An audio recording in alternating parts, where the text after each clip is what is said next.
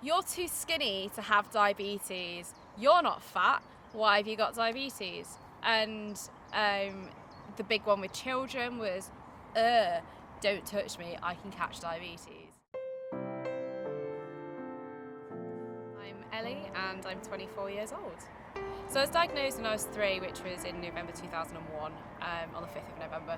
And I didn't really understand it at all. I thought it was like a cold, and that when I was told I was sick that I would get better eventually. So I was at playgroup at the time and nursery, and apparently I'd had a cough, and I don't remember any of this. This is all what I've been told by other people, that I had a cough and I kept asking for water, more so than I would normally drink, but I just had this unquenchable thirst.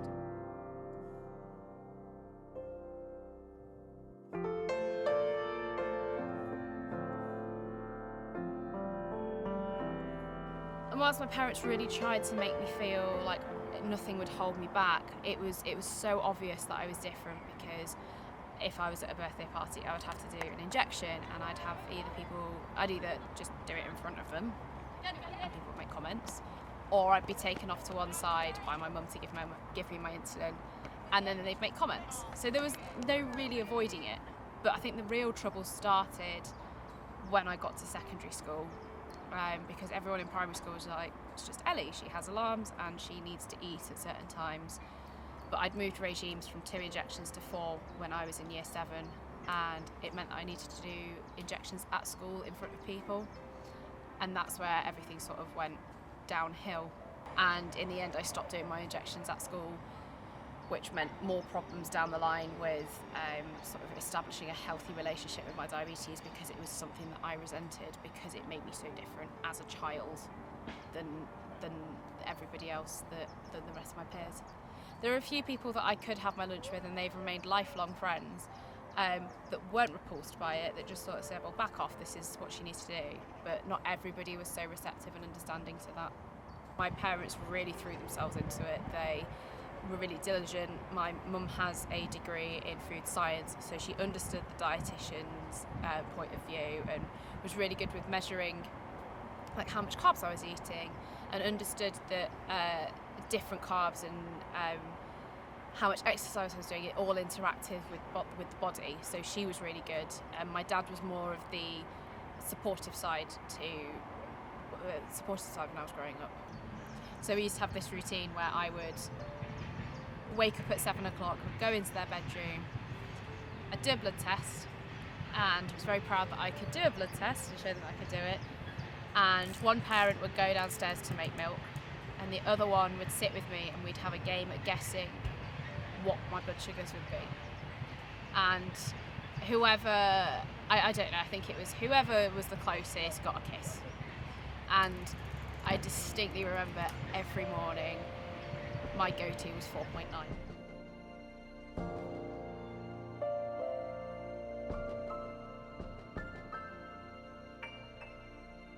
So at uni I was like, this is the first time I'm properly away from my parents, and what I should be doing is looking after myself. So I really tried hard in the first couple of weeks. And then in my second year, I moved into a shared house with 2 other girls, and just before then I'd lost my dad to cancer. So I'd had a bit of trouble looking after myself because my world fell apart. I was in denial for about 6 months. He'd been ill for about 20 months with various cancers, and from the get-go we knew that it was terminal. And I was always a daddy's girl. He was my best friend, and we'd go through my diabetes blood sugar readings each month, and there were times where I would get I'd start lying about what my sugars were because I knew they were bad, and he would never get angry at me.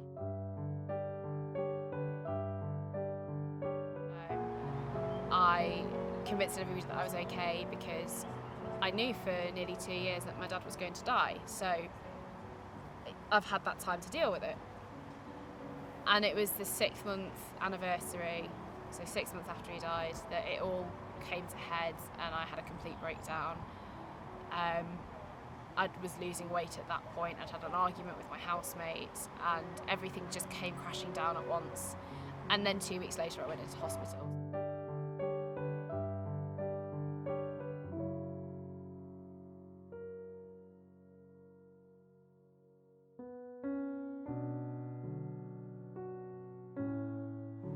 So I'm not going to engage with my diabetes landed me in hospital, and I nearly had a heart attack at 19. So that was a big wake-up call for me, and from then on I was back in the diabetes clinic meeting fairly regularly with a diabetes specialist nurse, with being admitted into hospital and being properly on my own and having that big wake-up call of your actions do have consequences. The relationship with myself and my diabetes has improved, but I'm still not there 100% with managing it. I'm doing much better than I was and trying not to beat myself up at about the last few percent, and I'm just focusing on slowly reducing my HbA1c down to an acceptable level below 100, and not beating myself up when progress isn't as fast as I'd like it.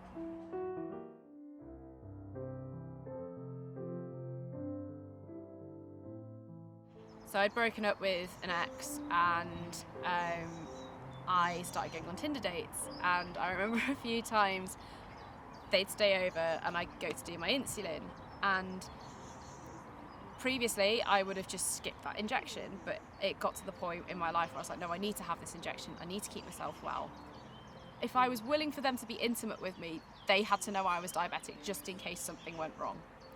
And when I started dating Matt, he was brilliant, because it was one of the first things that I said to him. I was like, look, I'm diabetic, you don't have to be involved in it, but if I start shaking or whatever, I might have to, I hope you're not worried about injections and that sort of stuff. And he's been really supportive, and we now live together, so he's there for hypos, he's there for everything.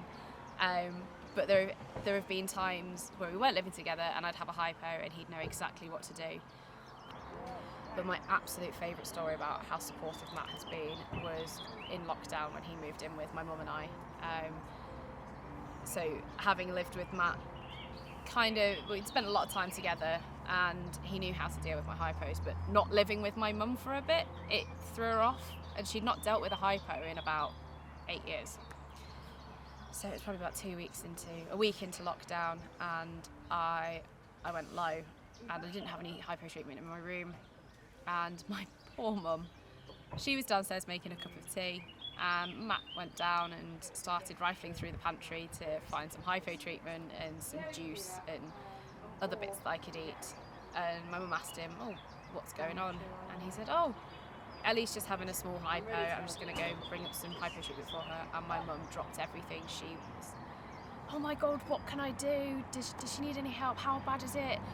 Absolutely fine, Matt sorted me out, and that was our norm. But because my mum had been removed from it, it was a bit alien to her, so she was all panicky and fraught.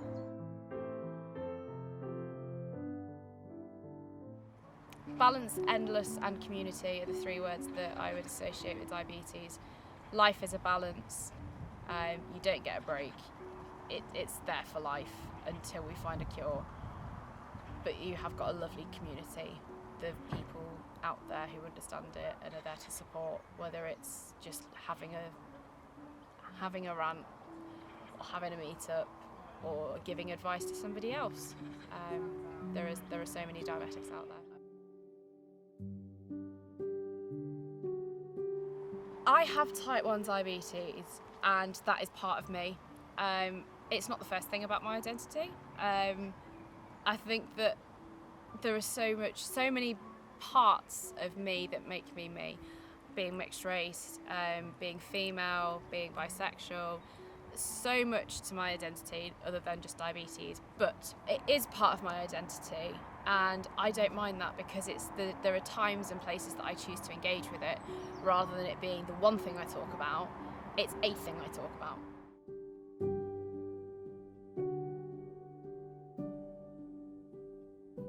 Life is short, and I'm still in control of it, of what I can do. Diabetes is a part of it, but it doesn't define me. And I could be doing a lot more with it, and I will be doing a lot more with it in the future, but at the moment I'm just trying to live a good, healthy and happy life, and I'm content with it at the moment. But I know that I've still got a long way to go, and I need to work on myself and my relationship with diabetes to fully do that, and just remind myself not to beat myself up about it. But life is for living, and you can't let anything stop you from living your life.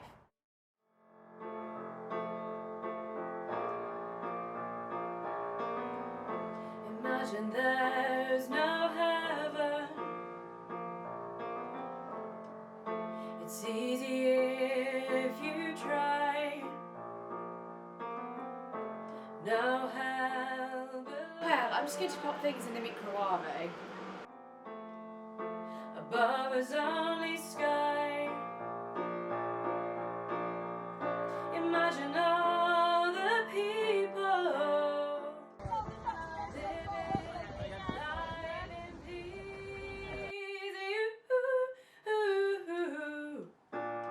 You may say that I'm a dreamer, but I am not the only one. I hope someday that you will join us.